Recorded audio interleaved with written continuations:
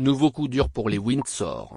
Après avoir survécu à la triste disparition d'Elizabeth II ainsi qu'aux multiples affronts de Meghan Markle et du prince Harry, la famille royale britannique avait à cœur de démarrer cette nouvelle année sur une bonne note. Si Charles III et son épouse Camilla avaient prévu un royal tour en Australie, Kate Middleton et le prince William étaient de leur côté attendus en Italie dans quelques mois. Mais les membres actifs de la couronne ont malheureusement été rattrapés par des soucis de santé venus chambouler leurs plans. Ce mercredi 17 janvier, deux communiqués émanant de Kensington et de Buckingham Palace ont en effet annoncé que Kate Middleton avait dû subir une intervention chirurgicale à l'abdomen, à la London Clinic, nécessitant 10 à 14 jours d'hospitalisation et une convalescence jusqu'à Pâques, tandis que Charles III, qui a déjà connu quelques soucis de santé par le passé, devrait être prochainement opéré de la prostate. Ces informations, divulguées à quelques minutes d'intervalle, n'ont pas manqué d'inquiéter les Britanniques. Bien qu'elle ait rapidement fait l'objet de rumeurs, la BBC laissant entendre que son état était jugé sérieux, Kate Middleton, qui ne reste pas moins bonne élève, n'a pas souhaité s'épancher sur son bulletin de santé. Sur X, anciennement Twitter, note de la rédaction, le journaliste royal Chris Shipp a fait savoir que la princesse de Galles a demandé que ses informations médicales personnelles restent confidentielles.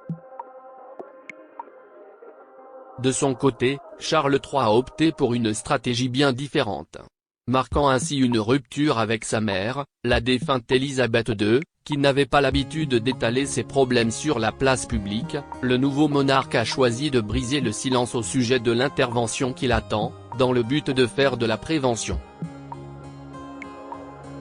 Il s'agit d'un niveau de détail inhabituel sur la santé d'un membre de la famille royale, mais on nous dit que le roi souhaite partager son diagnostic afin d'encourager d'autres hommes à se faire examiner, a rapporté Chris Shipp, le correspondant royal d'ITV News, sur X. Supérieur à Charles III, Kate Middleton et William, retour en images sur le second couronnement en Écosse. Les Windsor et la santé, une communication qui évolue. Charles III, qui a attendu des années avant de pouvoir monter sur le trône, est bien décidé à faire entrer la monarchie dans une nouvelle ère. Plus sobre, plus accessible aussi. En plus des changements opérés au sein de Buckingham Palace, le nouveau monarque bouleverse aussi les codes de communication dont les Windsor sont adeptes depuis des décennies. S'il est sans doute le premier à livrer autant de détails sur sa santé, un autre membre de la famille royale avait fait état de son opération avant que celle-ci ait lieu, comme l'a souligné Town et Country. Lorsque le prince Philippe a subi une opération abdominale en 2013, il a été annoncé qu'il avait été admis à l'hôpital avant l'opération, ont indiqué nos confrères. Quelques années auparavant, Elisabeth II avait-elle, à l'instar de Kate Middleton, préféré attendre la fin de son opération avant de ne dévoiler plus au public. Lorsque la reine Elisabeth a été opérée du genou en 2003, le palais a ensuite publié un communiqué au sujet d'une opération mineure, a précisé Town et Country. Mais on sait aussi qu'en l'absence de détails, les spéculations vont bon train. Et peuvent avoir de graves conséquences. Quand le secret pousse à des débordements en levant le voile sur l'intervention chirurgicale du roi, Buckingham Palace a aussi voulu maîtriser la communication afin d'éviter que le public n'apprenne l'hospitalisation de Charles III dans les tabloïds, comme cela s'est déjà produit par le passé avec Elisabeth II. En 2021, une information que le palais tenait à garder secrète a été révélée dans les colonnes de The Sun. Le tabloïd britannique a en effet rapporté que la souveraine avait passé une nuit à l'hôpital, obligeant Buckingham Palace à réagir, lequel a précisé que la reine devait subir des examens préliminaires. Ils auraient pu faire une annonce après son retour au château de Windsor, en disant « La reine a été à l'hôpital pour des examens ». Elle est maintenant de retour au château. Elle travaille. Si est tout ce que nous en dirons. Fin de l'histoire, avait commenté Dicky Arbiter, l'ancien attaché de presse de la reine, selon des propos rapportés par BFM TV. Avant elle, Kate Middleton a vécu l'horreur au cours d'une hospitalisation. Fin 2012, alors que sa première grossesse ne dépassait pas 12 semaines, l'épouse du prince William a dû être prise en charge au King Edward VII, hôpital situé au centre de Londres. Placée sous perfusion, elle souffrait d'hyprémésis gravidarum qui lui provoquait de terribles nausées. Impossible pour le palais de garder le secret, la nouvelle a donc été officialisée dans la foulée.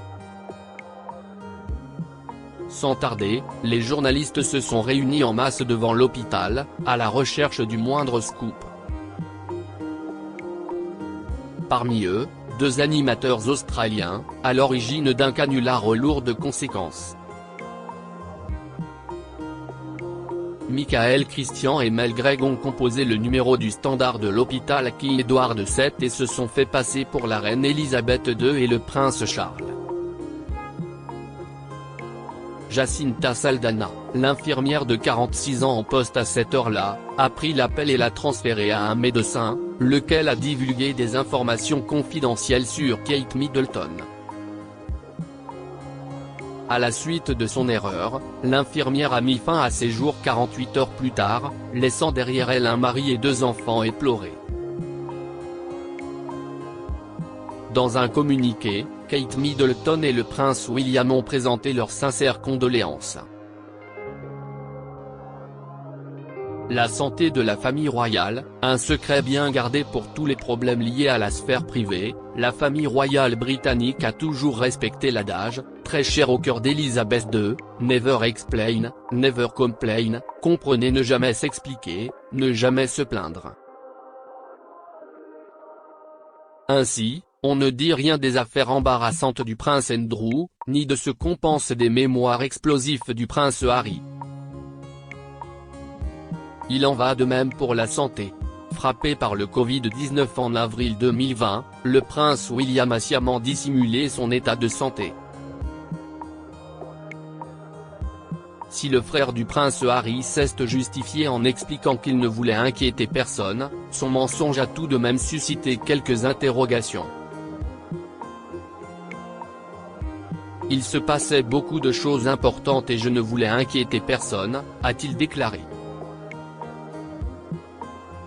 Cela soulève de sérieuses questions quant à savoir si nous pouvons faire confiance à tout ce que lui ou ses conseillers disent, s'est indigné le correspondant royal Richard Palmer sur X. Déjà au temps du roi George VI, le père d'Elisabeth II, il convenait d'en dire le moins possible. En 1951, le roi a subi une opération du poumon gauche, dans une salle de Buckingham Palace, l'intéressé ne pouvant se rendre à l'hôpital.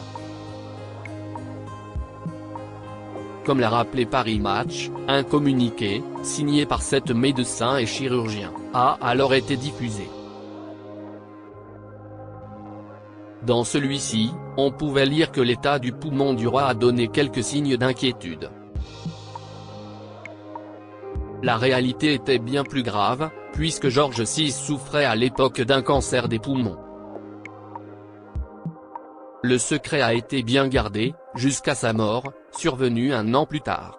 Un siècle plus tard, sa fille Elisabeth II a elle aussi entretenu le mystère autour de ses derniers jours.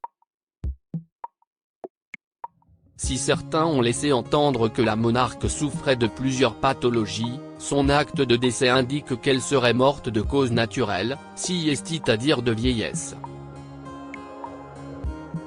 Dans le livre Charles III, New King, New Court. The Inside Story écrit par le journaliste spécialisé en histoire royale Robert Hardman, Sir Edward Young, le secrétaire privé d'Elisabeth II, évoquait les derniers instants de la monarque, disparue le 8 septembre 2022. Très paisible. Dans son sommeil. S'est éclipsée.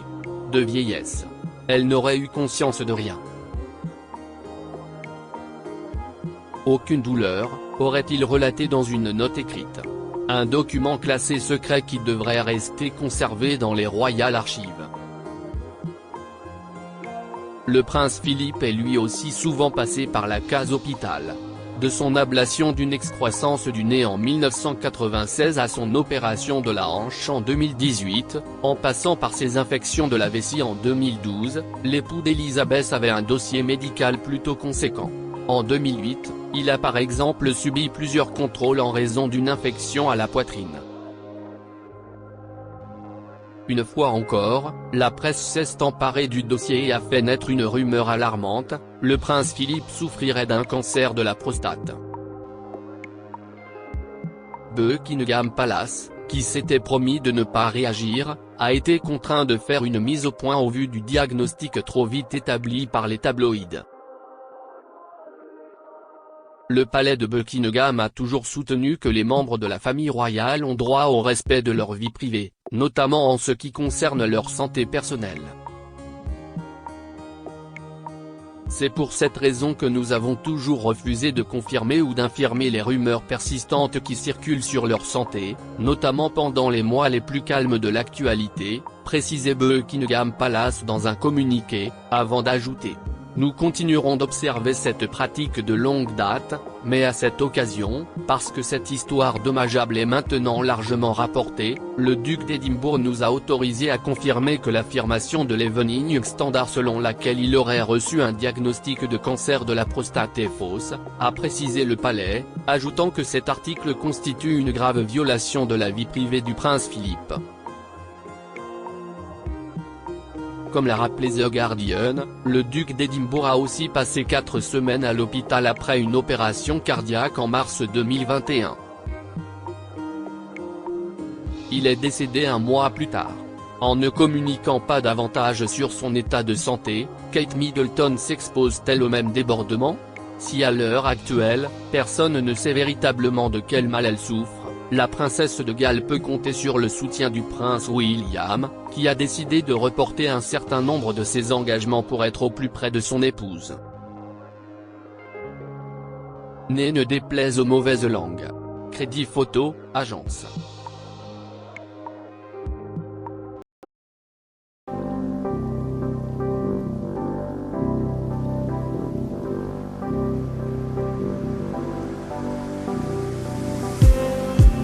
Just need some